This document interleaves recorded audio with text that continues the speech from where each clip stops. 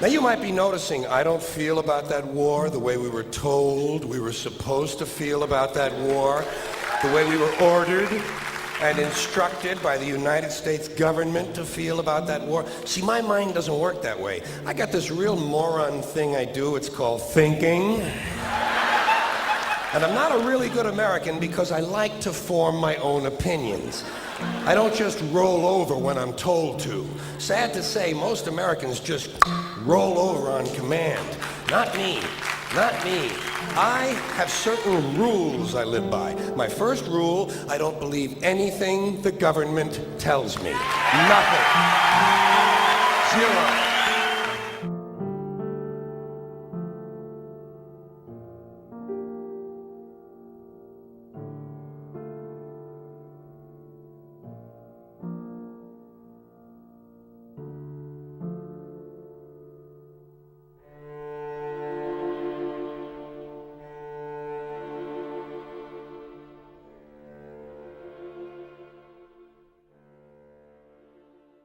It concludes that Iraq has chemical and biological weapons, that Saddam has continued to produce them, that he has existing and active military plans for the use of chemical and biological weapons, which could be activated within 45 minutes, including against his own Shia population. The United States knows that Iraq has weapons of mass destruction. Any country on the face of the earth with an active intelligence program knows that Iraq has weapons of mass destruction. There is no doubt that Saddam Hussein now has weapons of mass destruction. There is no doubt that he is amassing them to use against our friends, against our allies, and against us. The choice is his. And if he does not disarm, the United States of America will lead a coalition and disarm him in the name of peace.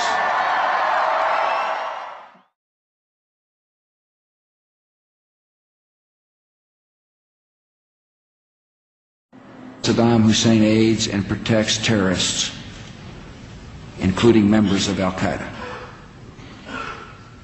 Secretly and without fingerprints, he could provide one of his hidden weapons to terrorists or help them develop their own. Before September the 11th, many in the world believed that Saddam Hussein could be contained.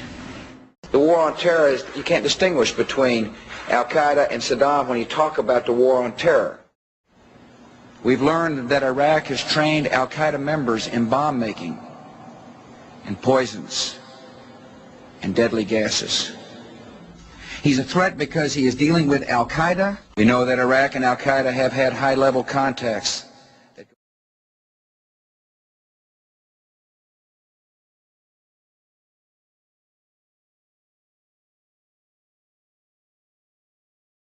He has not developed any significant capability with respect to weapons of mass destruction. He is unable to project conventional power against his neighbors.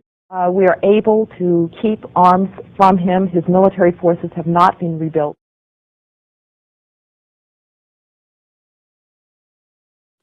It appears that there were not weapons of mass destruction there.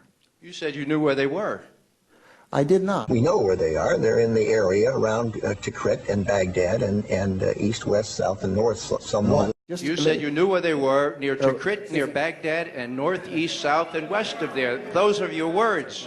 My words were... We know where they are. They're in the area around Tikrit and Baghdad and east, west, south, and north somewhat. Senator's got his facts wrong. I have not suggested there's a connection between Iraq and 9/11.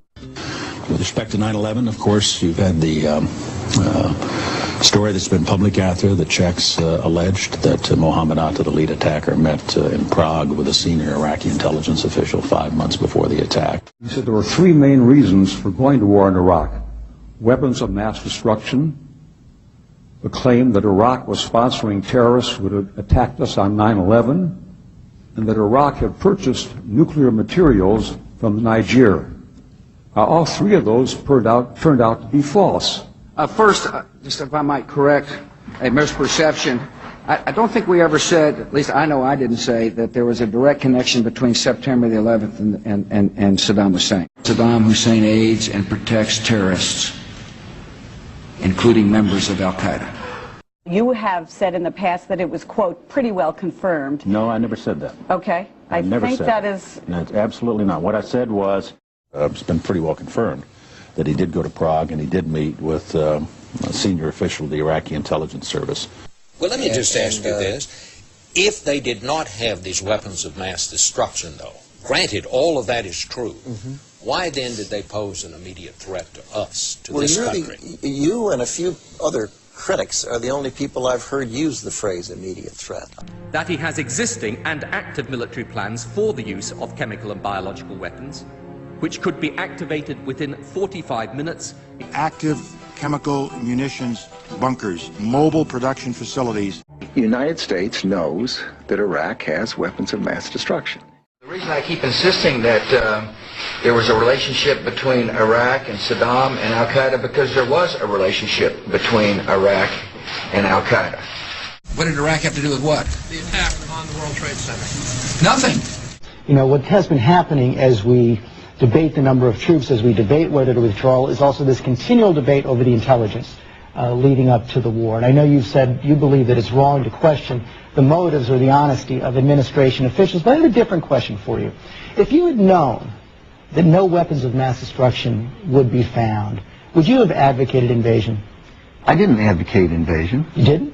No, I wasn't asked. If you read all the books and the things... You weren't, but why weren't you asked? That's very puzzling. Well, I'm sure the president understood what my views were, but as a technical matter, did he ever look and say, what should we do? Should we go do this or not do that? This is something that the president thought through very carefully. Are you trying to distance yourself from the war with that? Of course not. I agreed completely with the decision to go to war.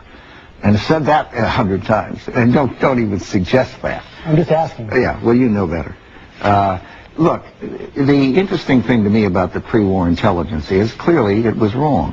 Every statement I make today is backed up by sources, solid sources. These are not assertions. But would you have been for an invasion if we had known that? The answer is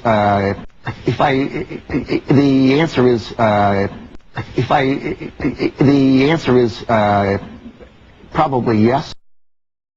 When it comes to who else knew the American public was being lied to about Iraq, one Democratic senator now says you can add the entire Intelligence Committee to the list. Dick Durbin of Illinois making the amazing claim on the floor of the Senate that while he and perhaps the 16 other members of that Intelligence Committee knew the administration was misleading the American public, he, perhaps they, kept quiet about it because due to his position on the committee, he had been sworn to secrecy. A few hundred feet away from here, in a closed room, carefully guarded, the Intelligence Committee was meeting on a daily basis for top secret briefings about the information we were receiving, and the information we had in the Intelligence Committee was not the same information being given to the American people. I couldn't believe it. Members of this administration were in active, heated debate over whether aluminum tubes really meant that the Iraqis were developing nuclear weapons.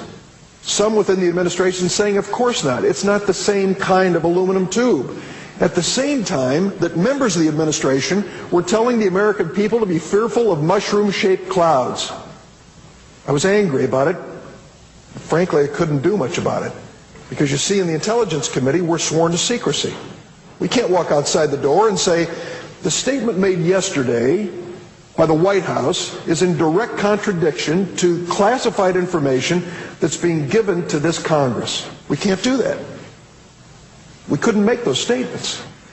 And so in my frustration, I sat here on the floor of the Senate and listened to this heated debate about invading Iraq, thinking the American people are being misled. They are not being told the truth. But there's a reason. There's a reason. There's a reason for this. There's a reason education sucks, and it's the same reason that it will never, ever, ever be fixed. It's never going to get any better. Don't look for it. Be happy with what you got. Because the owners of this country don't want that. I'm talking about the real owners now. The real owners, the big wealthy business interests that control things and make all the important decisions. Forget the politicians. The politicians are put there to give you the idea that you have freedom of choice. You don't. You have no choice. You have owners. They own you. They own everything. They own all the important land. They own and control the corporations. They've long since bought and paid for the Senate, the Congress, the state houses, the city halls. They got the judges in their back pockets. And they own all the big media companies, so they control just about all of the news and information you get to hear. They got you by the balls. They spend billions of dollars every year lobbying to get what they want. Well, we know what they want. They want more for themselves and less for everybody else. But I'll tell you what they don't want. They don't want a population of citizens capable of critical thinking. They don't want well-informed, well-educated people capable of critical thinking. They're not interested in that. That doesn't help them. That's against their interest. That's right. They don't want people who are smart enough to sit around the kitchen table and figure out how badly they're getting fucked by a system that threw them overboard 30 fucking years ago.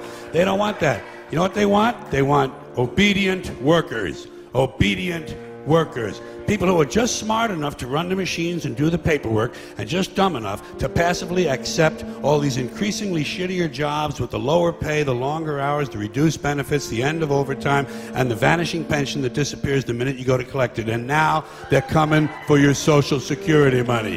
They want your fucking retirement money. They want it back so they can give it to their criminal friends on Wall Street. And you know something? They'll get it. They'll get it all from you sooner or later, because they own this fucking place. It's a big club, and you ain't in it.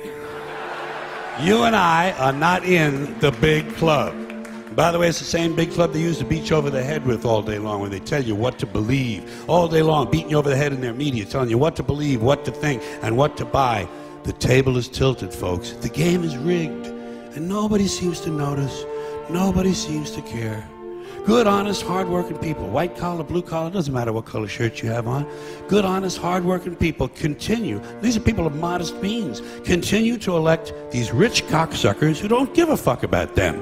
They don't give a fuck about you. They don't give a fuck about you. They don't care about you at all, at all, at all. Yeah. You know? And nobody seems to notice, nobody seems to care. That's what the owners count on, the fact that Americans will probably remain willfully ignorant of the big red, white, and blue dick that's being jammed up their assholes every day. Because the owners of this country know the truth. It's called the American dream, because you have to be asleep to believe it.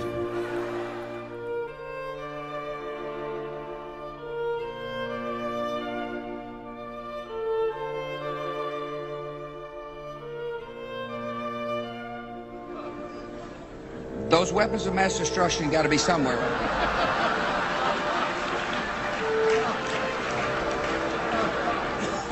Those weapons of mass destruction got to be somewhere. I'm right down, dude. I tell you what. Shit! Oh, my ear! We need to get the fuck out of here! Nope, no weapons over there.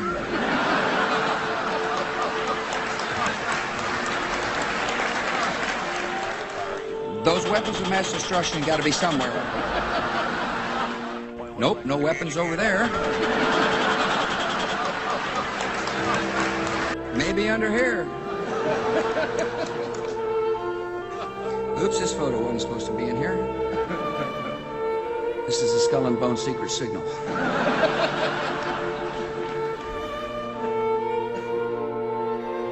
This is a Skull and Bone secret signal. This is a Skull and Bone secret signal. This is a Skull and Bone secret signal.